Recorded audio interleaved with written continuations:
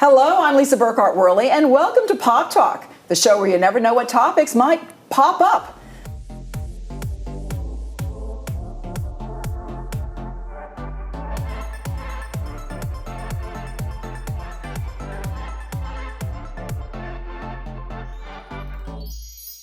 Our program is sponsored today by Prestige Development Properties. Are you considered a quiet person or a loud person? Well, it's okay to answer. I know I lean to the loud versus the quiet. It's a trait that I've been working on over the years. So today we're going to be interviewing a woman who explains why being loud is not always good. But before we introduce her, say hello to our co-hosts, Renee Rollins. Hey, everybody. And Michelle Burden. Hello. And today, Michelle is going to introduce our guest. Thank you, Lisa. Our guest today is Brenda Cox Harkins. She's the author of a book called Loud is Not a Language, Blueprints for Building a Healthy and Effective Communication. Brenda is not only an author, she's also a coach, a speaker, and founder and CEO of Harkins Leadership Group. Her work centers around people helping people discover and develop their personal, relational, and leadership superpowers. I love that. Brenda, welcome to Pop Talk. Thank you. Could you first explain and define what you mean by the term loud? Yes, and thank you for that, because everybody always assumes that, it has to do with volume. Exactly. And it does, to an extent, but you've heard the saying that your actions speak so loud, I can't hear what you're saying. So loud it's an attitude. It's an attitude that either shuts down or silences or shames different perspectives. But it doesn't have to do with loud clothes, though, right? No, loud clothes are amazing. I like loud clothes. So what prompted you to actually write the book, Loud is Not a Language? Watching the behavior of some professionals at a dinner I was at. Did you put that in quotes? Yeah, I should have. Everybody's. This was 2 weeks before the Clinton-Trump election, so 2016. Oh, wow. And somebody at the table decided it'd be a good idea to toss out, hey, who's excited about our first woman president? And there were people at the table that were super strong Clinton and Trump supporters. So you remember those days. It was a fun dinner after that. It was really crazy after that. So I watched these really intelligent people being completely unaware that what they were doing was pushing people away from what they wanted to draw them to. Yeah. Yeah. Insults don't work well. Accusations, all of those things are being thrown around. So I'm sitting at the table watching it, and what had been one group of professionals having dinner became different groups of, well, here's the Trump supporters, and here's the Clinton supporters, and here's the people that have no clue what to say, and here's the people that really don't care. All of a sudden there was all this division. Right. That happens so many times, doesn't it? And so I just asked the Lord, what's going on? Do I need to say something? And what fell in my head, have you experienced you didn't think it up, it fell? It's the Holy Spirit. Yes.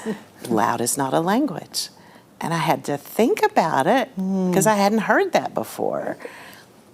And then I watched it. I watched it play out in front of me, and the Lord just wouldn't let go of it, and so developed some training, some workshops, the book finally around that. Yeah. Yeah, nobody likes to be around people that are yelling and screaming. I was having breakfast with somebody one time, and I was talking too loud for her. I just enunciate, and so she'd say, Can you just tone it down just a little bit, Lisa? Can you?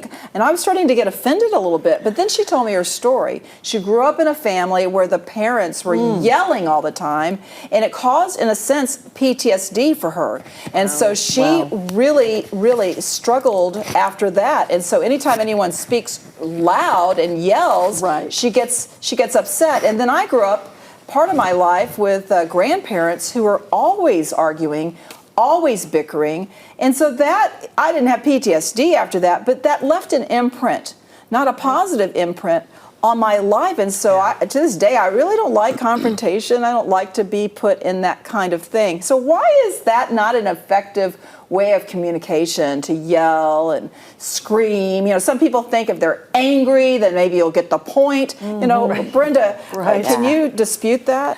Yeah, so, well, one of the wonderful things that has happened since I wrote the book is I found out there's actually science behind why loud is not a language. I didn't know that when I wrote the book.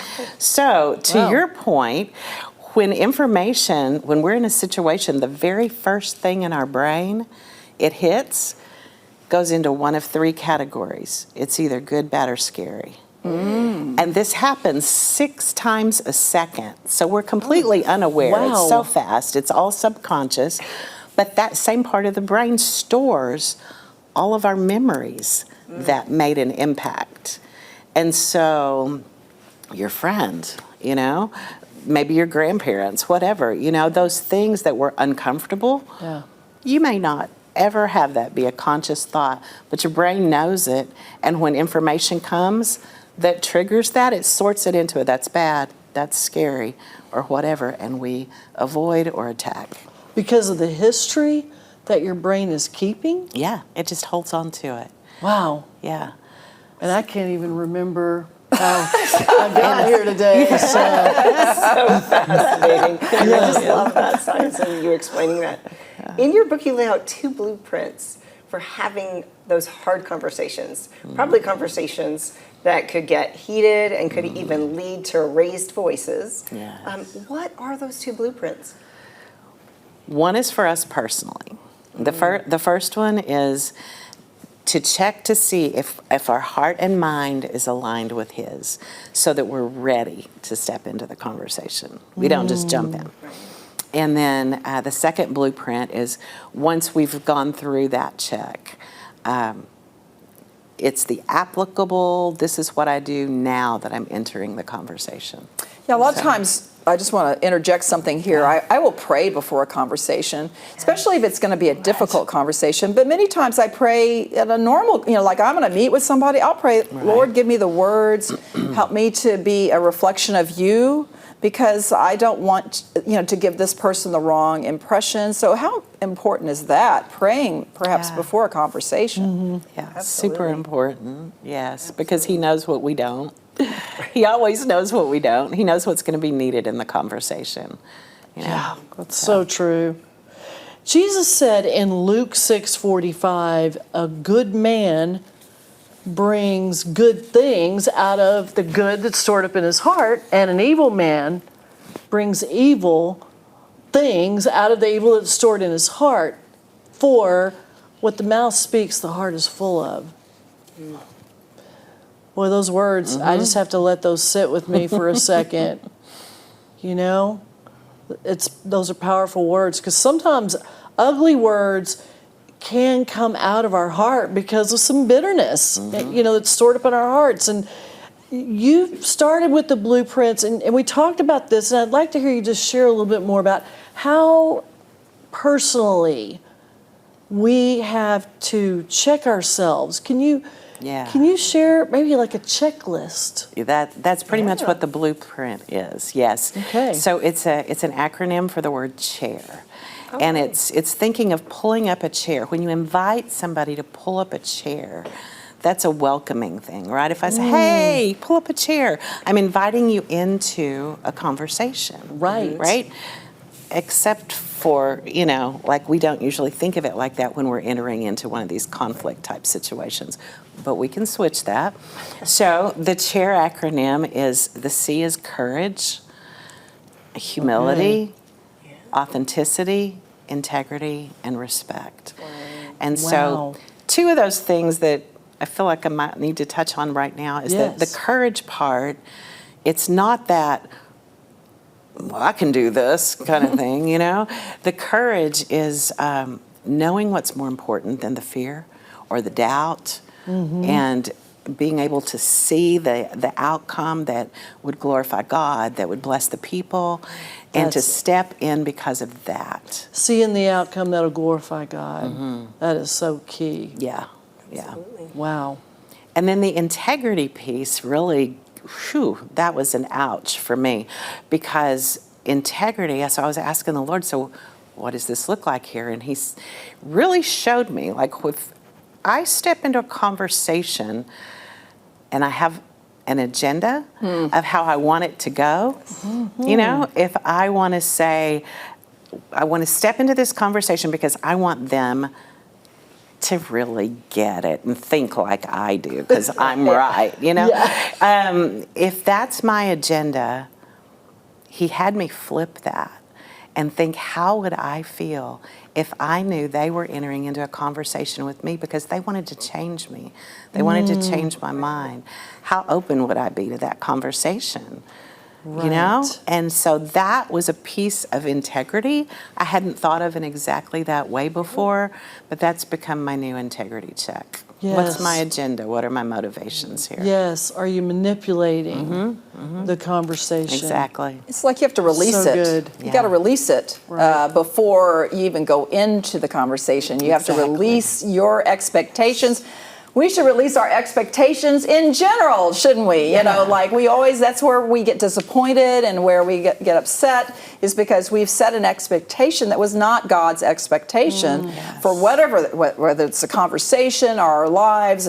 And so that is something that we should always remember when we have any kind of, I think, any kind of dialogue with anyone. We might have an idea about how we'd like it to go, but we have to be open to how it's supposed to go. So, you know, we humans are very interesting creatures, Brenda. I know we all know that, right? And we love to be right about things. I have people in my own family who would like to be right about everything, and I'm sure I would like to be right as well. I mean, nobody really wants to be wrong about anything. So, but how do you challenge that kind of thinking? We do. We all want to be right and in control and look good. I forgot about those two. Learned that from a friend. So being right is so dependent on who you're talking to. If I'm right in what I believe and I'm connecting with no one, I'm building walls between me and other people because my heels are so dug in. I'm not developing any kind of relationship that could have influence for the long haul. Wow. How's that working for me? You know? Yes. That it's just doing that check with, you know, why is the need to be right so important? And I think it comes down to a matter of pride. You've hit on something. Yeah. Yeah. Yeah, I think we even need to be heard a lot of times too. I think is part of that. That kind of goes into that is kind of what I see. I love that you said that because, yes, at the core, we do all want to be heard. But in order to be heard, we have to listen to others. I mean, it's one of those reaping and sowing kind of things. Yeah, If we're willing to listen to someone else genuinely, authentically, Absolutely. not so that they'll listen to us, but we really are listening, it's just almost 100% of the time reciprocal. I read a book, actually Michelle and I both read a book in our doctoral program called You're Not Listening, and that was a really great book. It was a secular book, and I tried to get her on the show, but she never even responded. She doesn't listen to my email. And so, but I just thought it was a great topic because so many people are so, like you say, they're so intent on getting what they want to say. In fact, they've been practicing it in their mind, and waiting for their turn to speak instead of listening and being a part of a conversation. Yeah. And this is something I've had, being an only child basically and not really having anybody to talk to, I've had to learn this skill. Yeah. Learn to listen. and learn to engage in conversation. It's been a practice for me. It's even with our spouses, right? Yes. I mean, a lot of times we're sitting there trying to have a conversation with our spouse as well, and you can see sometimes, at least I can with mine, you can see sometimes their brain will just watching them thinking about stuff. I'm like, you're not listening to what I'm really saying. Like, you're thinking about what you're going to say already again before I've even finished saying what I was saying. Yeah. So that does happen to us a lot. And people can see it, just like you're Yes. saying. They can see it when you're not really listening to them. They can tell you're not Oh listening. yeah. The body it's language is very, there. very obvious. Yes. Yeah. So why is it important for people that we work with or people that we serve to know that they are set up in a meeting with us and that they're entering into an emotionally safe environment? It's important for them because if they know they're coming to you and it's going to be safe, they have freedom to share what needs to be shared. Okay, if it doesn't feel safe, they're going to only share what they feel safe sharing. And so the benefit to you for being safe, for us, for being a safe place for other people, is that we're going to hear all that we need to hear. We're going to get the whole story. People are going to be honest with us. We're going to hear suggestions that we may like and we may not, Right. but we're going to have more ideas than we did before the conversation started, right? And it builds relationship. Absolutely. And relational leadership is the best kind. You know, Yes. I was going to say we had a gentleman on the show recently named Bob Teedy, and he talks about asking. You know, Bob talks about asking good questions. So let's ask you that as a aspect of listening. How good is it to ask questions? Yeah, I think that in the heat of a conversation, I think it's great all the time. But when you're in that, you can feel the heat rising inside of you kind of place, you know, and you're not wanting to say what you're really wanting to say. To be able to train ourselves to ask, can you tell me why this is so important to you? And That's a good flip question. it and show concern for them and what's happening with them. And then really listen, because as you're listening, that heat inside of you is going down. You're getting a bigger perspective. You may even find out you're not angry at all once you hear why it's so important to somebody else. Yeah, because a lot of times, that's a great point you bring up, because a lot of times we are fabricating things in our mind. We think that they're thinking this way, and when in reality, they may not Not be at thinking all. that way. Yeah. So that's why I think it's important to have that conversation, absolutely. right? To find true. out exactly what's going on before then you can get angry. No, when you find out you were right all along. Anyway. Let her rip, Tater Chip. I know as a writer that everything you said in that book was something that God gave you and it was really important to you. But if you had to pick out one thing that sets it apart from the rest, that stands above, what would you say, Brenda? That understanding does not require agreement. Wow. Big. Can I write that one That's down? I about don't to have a pen. Does anybody have a pen? Because understanding, Doesn't require agreement. it really Can doesn't. you unpack that for us? Yes. Yeah, I think that we don't enter into conversations sometimes because we are afraid that either it appears that we agree, or what if they get the impression I'm actually agreeing just because I'm listening when I really know I'm right.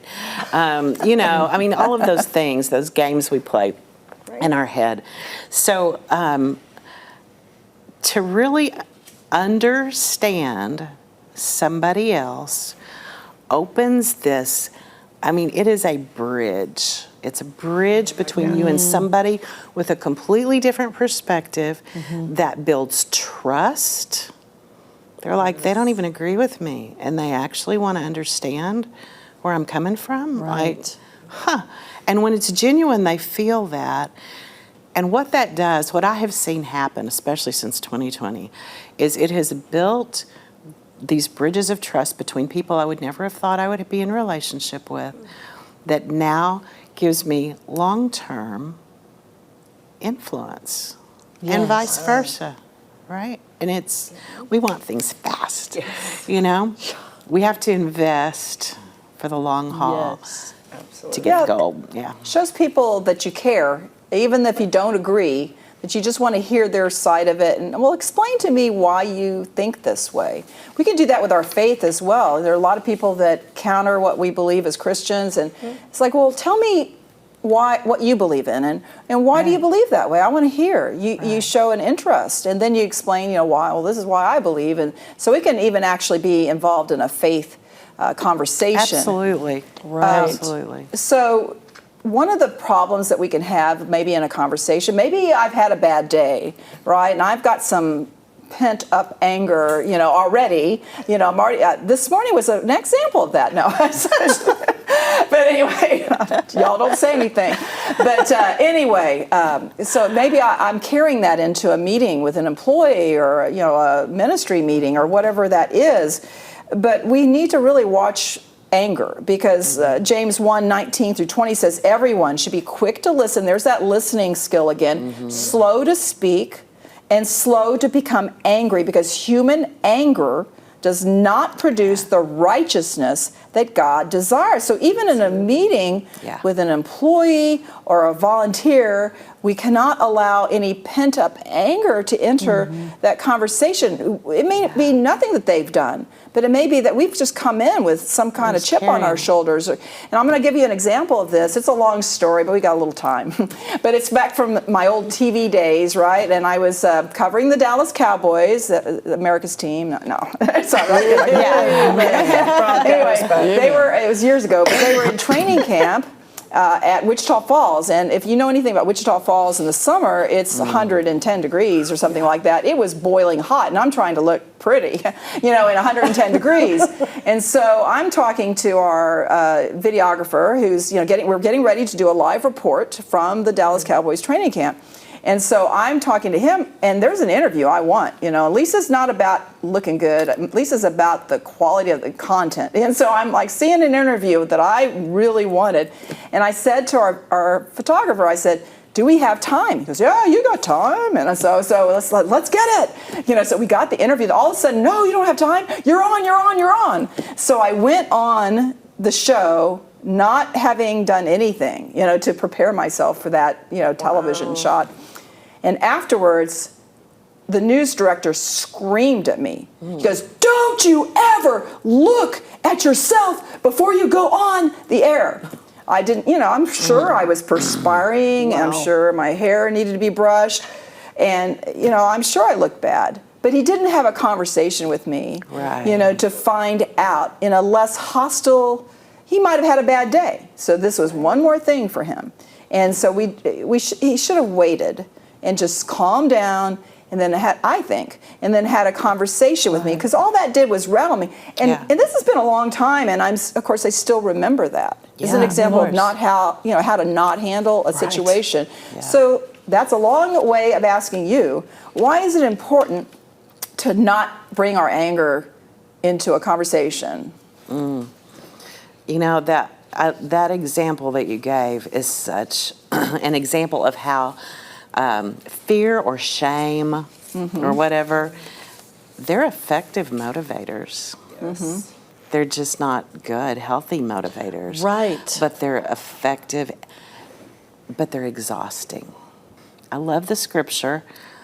It's one of my favorites, and I just stop at quick to listen. I'm just like, quick to listen, quick to listen, quick to listen, quick to listen. And really, it's the quick to listen times 3. If just quick to listen to yourself in the moment. What am I feeling? Why am I feeling this way? What is going on? And own it. And can we flip it? I'm just wondering in my head if you can flip the back on them. And when you sense something is going on with somebody, like there's something's going on, they're stressed out. Can we flip it and say, hey, are you okay today? What's going on? Is that a good practice? Yes, I think it's a great practice. The thing is, we might want to say, what's wrong with you? And that's not. We might want to say it in a nicer way. I don't know. The tone and the words, absolutely. To show concern with, you seem a little more riled than usual. Is everything okay? It also goes along with, practicing the golden rule. I mean, treating others the way that you want to be treated. I mean, that should just be something that is always just ingrained in our innate nature to respond when we're looking at something like that. And sometimes we do forget that. Right. So just love always others as you remembering would have them love you, but not everybody's a Christian, and we know that. With the real world is, a lot of times you work with people who are not in the bubble in the Christian world, and so you have to. I think we just have to project Jesus to them when we are show them how to do a difficult conversation and receive it. I remember somebody telling the story. It's her story. I'm not going to say her name, but she was fired. She was literally let go, and she'd been praying about what to do. And she said, "Oh, thank you so much." She just actually thanked them for firing her, and thank you for releasing me into my destiny, because she had been praying about what to do, and then it was decided for. So this has been a great conversation. Thank you so much, Brenda, for joining us here on Pop Talk. I'm going to really be thinking about it now when I get too loud, because I have a tendency to do that. And Brenda's book is Loud is Not a Language, Blueprints for Building Healthy and Effective Communication. You can find Brenda at her website, loudisnotalanguage.com. And we'd love for you to reach out to us here at Pearls of Promise Ministries. You can email us at info@pearlsofpromiseministries.com. Our website is pearlsofpromiseministries.com. Like us on Facebook. Follow us on Twitter at Pop Talk Media, or on Instagram at pop_ministries. And you can find past Pop Talk television shows and our award-winning documentaries on Pearls of Promise YouTube channel. And thank you again to our sponsor, Prestige Development Properties, LLC. If you have a project that needs a commercial developer, Prestige Development Properties is the place to go. You can email Prestige at Kerry, Kerry, at prestigedev.net. And we are so grateful for all of our 14 television platforms and for our production team from Grace Point Media. That is Pop Talk for today. We're just ordinary girls Who God turned into pearls. See you next time.